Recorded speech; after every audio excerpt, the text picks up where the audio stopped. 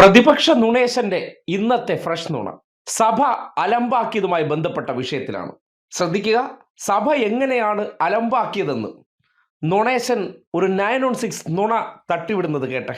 വെല്ലിലിറങ്ങി പ്രതിഷേധിച്ച പ്രതിപക്ഷത്തിന്റെ ബാനർ പിടിച്ചു വാങ്ങി ഞങ്ങളെ പ്രകോപിപ്പിക്കാനാണ് ശ്രമിച്ചത്. അക്രമം ഉണ്ടാക്കാൻ വേണ്ടിയിട്ടാണ് ശ്രമിച്ചത്. ഞങ്ങൾ ഒരു അക്രമം ഉണ്ടാക്കിയിട്ടില്ല. ഞങ്ങൾ ജനാധിപത്യപരമായ രീതിയിൽ തന്നെയാണ് സമരം നടത്തിയത്. കേട്ടല്ലോ, ബാനർ തട്ടിപ്പറിച്ചത് കൊണ്ടാണ് ഞങ്ങൾ അലമ്പാക്കിയതെന്നാണ് നുണേശൻ പറയുന്നത്. വാച്ച് ആൻഡ് വാർഡ് ബാനർ പിടിച്ചു പറിച്ചത് കൊണ്ടാണ് ഞങ്ങൾ ഡയസിലേക്ക് ചാടിക്കയറി അലമ്പ് കാണിച്ചതെന്നാണ് പറയുന്നത്. ആണോ? ഇനി നമുക്ക് ദൃശ്യങ്ങളിലേക്ക് പോകാം. സഭ പതിവ് പോലെ ആരംഭിച്ചു. തുടങ്ങിയ ഉടനെ നുണേശൻ ചാടി എണീറ്റ് കാര്യം പറയുകയാണ്. Yes, good morning, good morning, good morning, good morning. Yes. Yes, yes. ബഹുമാനപ്പെട്ട സ്പീക്കർ സാർ, അങ്ങേക്കറിയാം, ഞങ്ങൾ ഈ നിയമസഭാ സമ്മേളനം തുടങ്ങിയ അന്നു മുതൽ ശബരിമലയിലെ സ്വർണ്ണക്കൊള്ളയുമായി ബന്ധപ്പെട്ട് ഞങ്ങൾ സമരത്തിലാണ്. സാർ, ശബരിമലയിലെ സ്വർണ്ണക്കൊള്ളയെക്കുറിച്ചുള്ള അന്വേഷണം സാർ വഴിമുട്ടി നിൽക്കുന്ന ഒരു സാഹചര്യമാണ്. SIT നോക്കുകുത്തിയായി നിൽക്കുന്ന ഒരു സാഹചര്യമാണ്. സാർ, എല്ലാ പ്രതികളും സ്റ്റാറ്റ്യൂട്ടറി ജാമ്യം എടുത്ത് പുറത്തിറങ്ങുകയാണ്. അടുത്ത ദിവസം 3 സുപ്രധാനമായ CPM നേതാക്കളും ഉണ്ണികൃഷ്ണൻ പോറ്റി കൂടി ജാമ്യം കിട്ടി പുറത്തിറങ്ങാൻ പോവാണ്.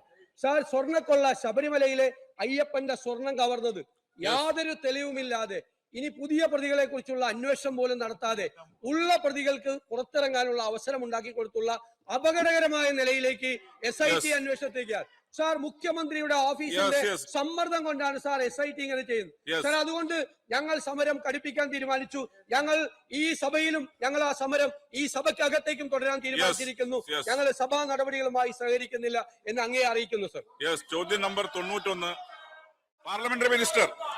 Yes, please please. ബാനർ താത്തില്ല, ബാനർ പിടിച്ചു മാറ്റും. Yes yes yes, parliamentary minister. Yes sir, ഈ പ്രതിപക്ഷം ജനാധിപത്യത്തോടുള്ള അവഹേളനമാണ്, ജനങ്ങളോടുള്ള വെല്ലുവിളിയാണ്. സർ, വിഷയദാരിദ്ര്യം മൂലം ഇന്ന് ഒരു അടിയന്തര പ്രമേയത്തിന് നോട്ടീസ് കൊടുക്കാൻ പോലും അവർക്ക് കഴിയുന്നില്ല.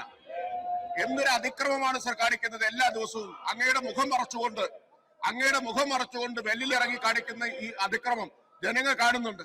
ഇപ്പോ ഹൈക്കോടതിയിൽ നിന്ന് 2 കരണക്കുറ്റിക്ക് മാറി കഴിഞ്ഞ കുറെ കാലമായിട്ട് ഇവർക്ക് പ്രഹരമേറ്റുകൊണ്ടിരിക്കുകയാണ്. ഏറ്റവും ഒടുവിലേറ്റ പ്രഹരം സ്പ്രിംഗ്ലർ കേസിലാണ്.